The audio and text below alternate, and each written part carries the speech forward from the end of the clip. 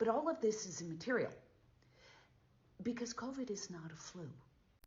So the original 1918 Spanish flu actually started in 1917, and it was hidden by the US government because it broke out in the military.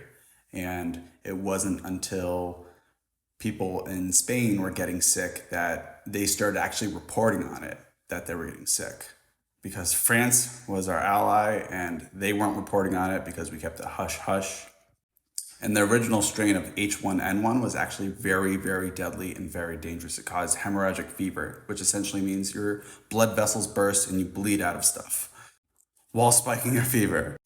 So there were four recorded waves of the flu. By 1920 and 1921, it had spread to Chile. By 1922, in the Netherlands, all-cause mortality had doubled.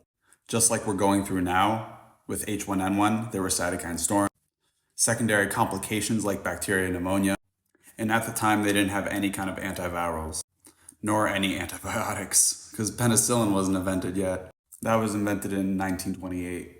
Actually, they used a lot of different things like aspirin or quinine and arsenic, iodine, castor oil. They even did bloodletting. That was really popular back then, and Ayurveda.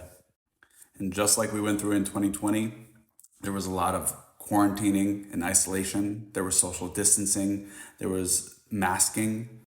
And our technologies for vaccines were still rudimentary. So the vaccines we had were actually against bacteria and not against the virus that was causing disease.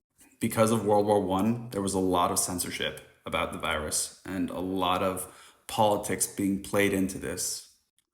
Like the disease H1N1 was, there was a lot of misinformation, and that was spreading like a disease.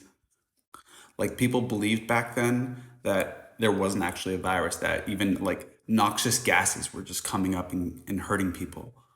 Like there was a crazy rumor that the Germans were behind it. For example, poisoning aspirin with the company Bayer was poisoning aspirin.